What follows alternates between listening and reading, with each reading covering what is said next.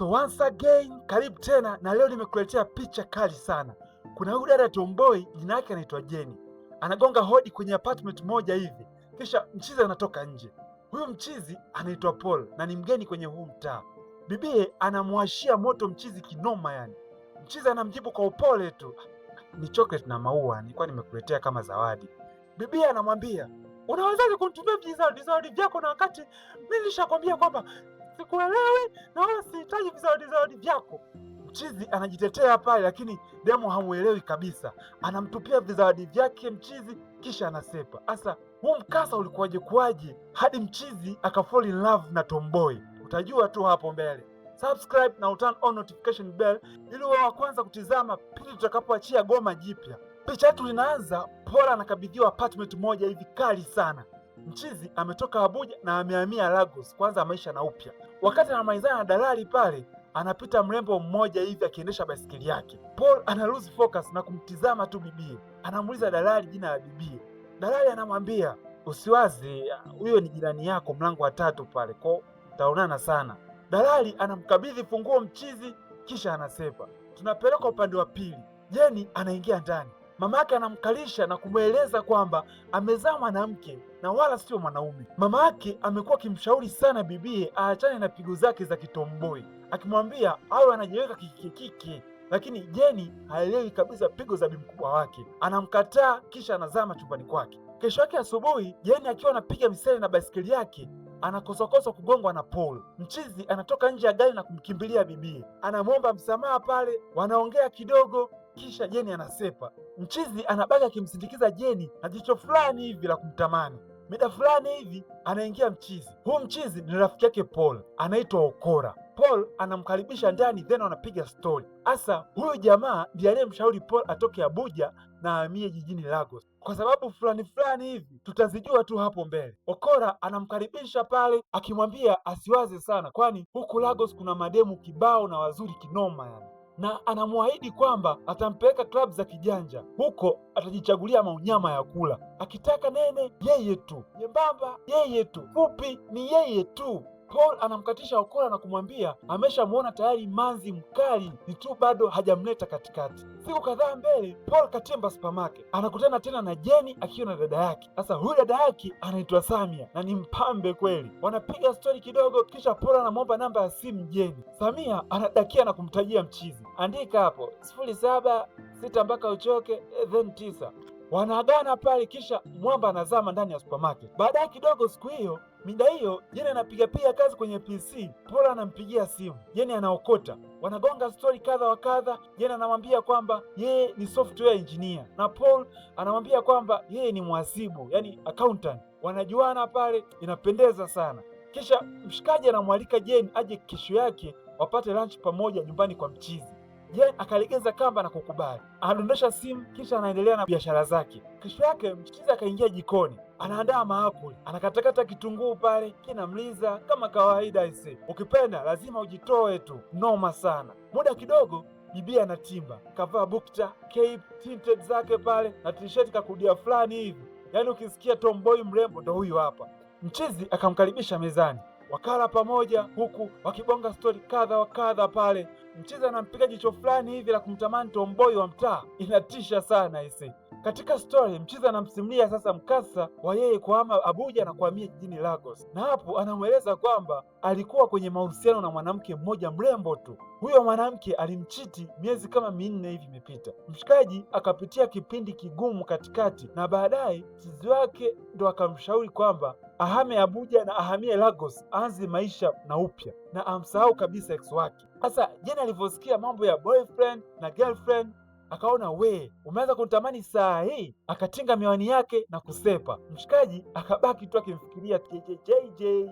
Mida hiyo Jenny anafika nyumbani, dada yake na mama yake wanamsifia sana, wanamwambia ongera sana bwana, tunaona umeshapata boyfriend. Jenny anawakataa pale akiwaambia kwamba ni mshikaji tu, kisha akazama chumbani kwake. Wao huku wakabaki wanapiga umbea tu, wakifurahi kuona soon tomboy anakatwa unyuzi. Upande wa pili, mchizi yake Paul amekuja tena. Paul anamwelezea mchizi hatua ambazo ameshapiga kumleta Jeni katikati. Mchizi wake anamshauri kwamba ni kumpelekea zawadi fulani hivi. Anamwambia hapo sasa mtumie chocolate, ongeza maua na wine, lazima mrembo atajaa tu. Hiyo kombo inaitwa Trinity mwanangu, hakuna mrembo atachomoa hapo. Sasa sijui mpango wao utatiki. Anyways, ngoja tuone. Mida ya usiku, Paul anamwaza tu bibie Jeni. Anavuta simu yake na kumpigia bibie. Jeni anakataa kuokota. Muda huo mchizi haelewi tu, basi anavuta shuka na kulala. Kesho yake asubuhi, Jeni analetewa zawadi bwana na delivery boy. Dada yake akamuuliza nani aliyemtumia hizo zawadi. Muda huo Jeni kakasirika kinoma yani. Akachukua zile zawadi, kaenda direct mlangoni kwa mchizi na kumtupia zawadi zake, kisha akasepa kwa hasira. Siku kadhaa mbele, Jeni akaanza kumuwaza mchizi. Akavuta simu ampigie, lakini mchizi haokoti simu, sijui ndo ashamblock hivyo. Anyways, kesho yake Jeni akaona atimbe tu kwa mchizi amwombe msamaha pale yaishi. Paul akamwambia, mi nilijua kabisa kwamba halikuwa wazo zuri kabisa, lakini rafiki yangu Eboka alisisitiza sana akiamini kwamba sijui ndio combo Trinity na nini, na nina bahati sikukutumia wine, maana ungenibonda nayo usoni pale sijui ingekuwaje. Basi wakacheka pale, kisha wakazama ndani. Huko ndani wakapiga stori kadha wa kadha, na hapo mchizi anamsimulia Jeni stori yake sasa kuhusu yule ex wake wa Abuja. Anamwambia kwamba walikuwa wamependana kwa muda mrefu tu, alipomchumbia alikataa, lakini akaolewa na msela mwingine baada ya siku chache tu. Ikamuuma sana na ikampatia wakati mgumu sana mchizi. Basi wakafarijiana pale, wakalishana mapochopocho, wakawa marafiki sana. Basi Paul akamwomba bibie watoke out kwenye baa fulani hivi mida ya usiku. Bibie akatiki Oktoba, kisha akasepa. Sasa mida hiyo jioni, dada yake Jeni, Bi Samia, anashangaa kumwona mdogo wake akiwa bize tu na kazi zake badala ya kujiandaa kwa ajili ya usiku wake na Paul. Anamvisha Jeni nguo fulani hivi za mvuto, lakini Jeni haelewi kabisa pigo hizo. Samia anamsisitiza kwamba yupo fiti tu, yupo fresh, yupo okay. Basi upande wa pili, Paul kashaingia ndani, anapiga stori mdogo tu na mama Jeni huku akimsubiri bibie Jeni. Jeni anashuka sasa kuja kwa mchizi. Paul anaduaa pale kuona jinsi bibie alivyomrembo akitupia wigi. Basi mchizi anamwambia pale, umependeza sana. Sasa kumbe Jeni pale hayupo sawa wala nini, yaani hayupo okay kabisa, maana yeye hajazoeeka kabisa kupakapaka ma makeup wala kuvaavaa mawigi ya kishamba. Anakimbia chumbani na kuchange mavazi kabisa yani. Kisha anarudi akiwa amepigilia mavazi yake yale ya kisela, yani mizula na mabukta tu. Mchizi anamchukua kisha wanakwenda out, lakini huko inakuwa fujo tu, yani bibia amekasirika kinoma hadi anataka kugombana na wanawake wengine hapo baa. Date inaharibika pale noma sana.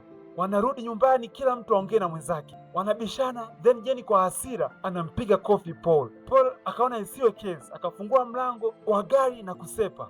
Jeni akiwa chumbani analia tu, akiwa haelewi kabisa nini anataka kwenye maisha yake, akiwa haelewi kabisa identity yake, yaani yeye ni mwanamke au mwanaume, afanye nini yani, haelewi kabisa. Anaingia mama yake na kumsimulia mkasa mzima. Anamwambia kwamba marehemu baba yake alikuwa akitaka mtoto wa kiume, na kipindi na ujauzito wake vipimo vilionyesha kabisa kwamba ulikuwa mtoto wa kiume, lakini alipozaliwa wakakuta kwamba vipimo vilikosea kabisa na mtoto aliyepatikana alikuwa wa kike, na ndo Jeni. Hilo lilimuumiza sana marehemu baba yake na alianza kumtreat kama mtoto wa kiume. Akamwambia hata jina Jeni lilikuja, lakini kipindi hicho alishapanga jina lake lingekuwa Junior. Akazidi kumwelezea pale kwamba alimfundisha kucheza mpira, kuvaa kiume na mambo yote ya kiume, kwa kuwa alihisi tobo la kumkosa mtoto wa kiume. Jeni akaelewa kabisa vizuri identity yake sasa. Basi akamkumbatiana pale na yakaisha. Pande wa pili, mchizi akaendelea tu kumwaza bibie Jeni. Mudi imeisha kabisa, yani mudi imeisha, jamaa haongei, yani hadi mchizi wake hamuelewi. Mlangoni anakuja Jeni, wanaingia ndani lakini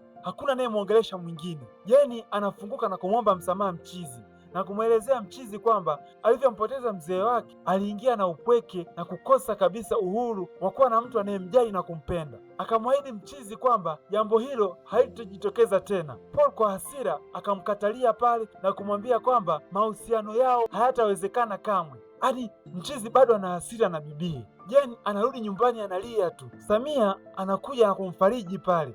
Samia akampa mpango Jeni wa kumvuta Paul. Jeni anakubali mpango wa dada yake. Then usiku huo akatoka nje kutimiza plani yao. Akashika kipaza sauti pale na kuanza kusema, habari za jioni kila mtu, jina langu ni Jennifer, samahani Jeni, nimesema kwenye mapenzi na mtu fulani hapa ndani. Nakupenda Paul, sitaki unirekebishe, sitaki uniokoe. Nataka tu unipe nafasi ya kukupenda na uniruhusu nifanye mambo kwa usahihi safari hii.